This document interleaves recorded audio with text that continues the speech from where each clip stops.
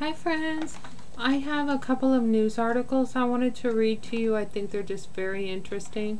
The first one I wanted to read to you today, and these are both two news articles from today. This is new news. The first one is from the Debka Files. This one says Tuesday, February 5th. The White House in Washington disclosed that U.S. President Barack Obama would be visiting Israel in the spring. The visit had been discussed when Obama phoned Israeli Prime Minister Benjamin Netanyahu on January 28 to congratulate him on his success in Israel's recent election. The communique went on to say that the U.S. President was coming to discuss issues of common interest, such as furthering the peace process, but added, the start of Obama's second term offers an opportunity to reaffirm Israel's close relationship with the U.S. and to discuss major issues like Syria and Iran, it says.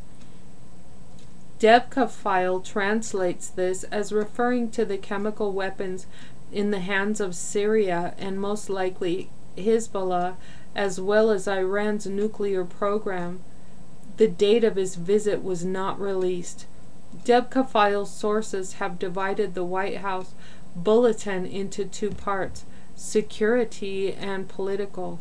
The reference to Syria and Iran as the major issues to be discussed in the framework of the close relationship, quote unquote, points to Washington and Jerusalem being on the same wavelength on the military actions taken by Israel in Syria last week, and those still to come. There's more to come, guys, it says. It is also a signal from the White House to Tehran, Damascus, and Hezbollah that insofar as those three allies are planning reprisals for those actions, they will find the United States standing behind Israel. The Israeli Defense Force Command's announcement expanding the areas of northern Israel under the anti-missile interceptor shield was released shortly before the White House communique and during Israel's, I'm sorry guys, this is just small writing and I'm trying to read it for you.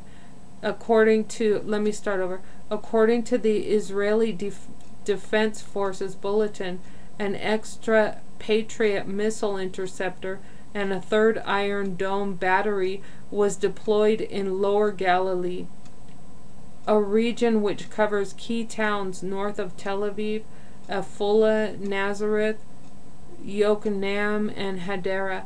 Batteries were posted earlier outside Haifa and areas of Upper Galilee closer to Syrian and Lebanese borders. The Israeli military command is therefore taking into account that some 2 million Israelis are potentially in danger of missile attack. The Obama administration cannot be sure if the president's visit, his first since 2008, I don't think he's ever been there before, anyway, will take place before or after a possible confrontation between Israel and Iran, Syria, and Hezbollah. As for the political message, the White House announced the coming presidential visit on the day that the newly elected Israeli Knesset held its first sitting in Jerusalem. It belied the propaganda pumped out by Netanyahu's political foes throughout the election campaign, accusing him of souring ties with the Obama administration.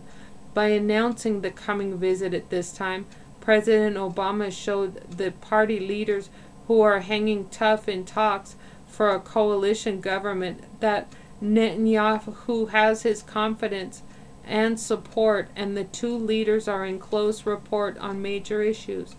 Last year, Debka File, alone of any other publication, disclosed that Obama and Netanyahu had reached an understanding to embark on regional initiatives in a spirit of partnership straight after the Israeli election. President Obama's trip will also include the West Bank and Jordan. I just wanted to bring that to you because I thought that was very interesting. I wanted to... Sorry. My dog barks sometimes. Okay. Let me go and... Never mind, please, her barking. Here I go. This next news article says, British lawmakers vote in favor of gay marriage. Can you believe that? In London, a bill to legalize same-sex marriage in Britain cleared a major hurdle on Tuesday as lawmakers voted overwhelmingly in favor of the proposals championed by Prime Minister David Cameron. The vote in the House of Commons, 400 to 175, in support of the proposed legislation, will be followed by more detailed parliamentary debates. The proposals also require the approval of the House of Lords before they become law. The process could take months, but if approved, the bill is expected to take effect in 2015 and enable same-sex couples to get married in both civil and religious ceremonies, provided the religious institution consents. The bill also lets couples who had previously entered into civil partnerships convert their relationship into a marriage. Tonight's vote shows Parliament is very strong in favor of equal marriage, Deputy Prime Minister Nick Clegg says. I genuinely believe that we will look back on today as a landmark for equality in Britain.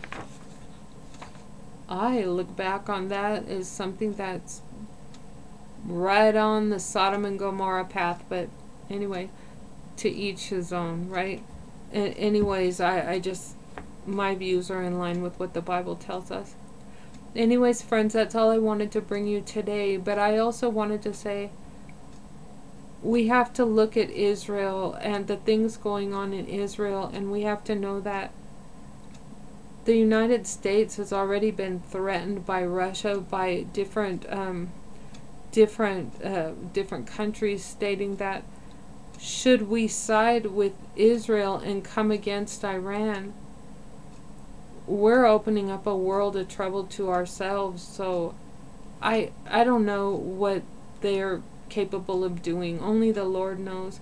But it looks to me, and I don't know any day or any hour of when the Lord's coming back. That no one knows but Him. But please, have yourself ready at all times. Have yourself ready to go home with the Lord. And, you know, I know I'm probably preaching to the choir, but make sure you've told all of your friends, your neighbors, and your loved ones.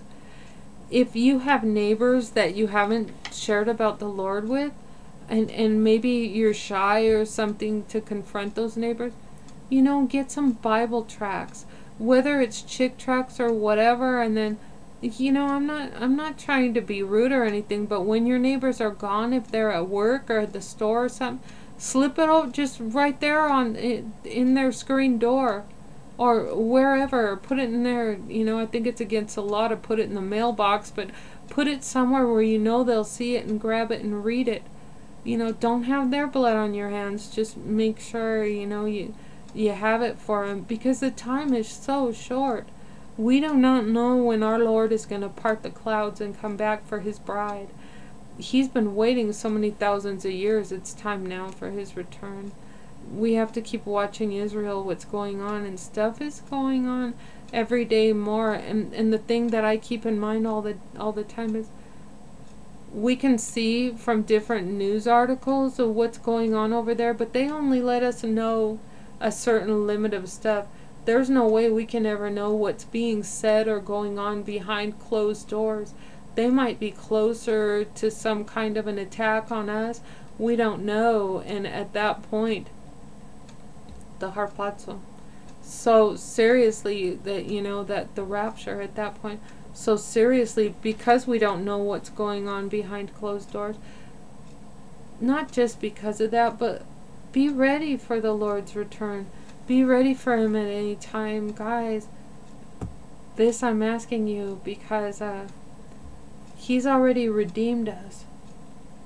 But our being called out of the world and brought home to Him, to our mansions that He's already has prepared for us, the time's coming up short. Guys, I won't keep on and jabbering, but I just wanted to tell you that today. Tell you I was thinking about you. Bye, everyone. I'll talk to you soon.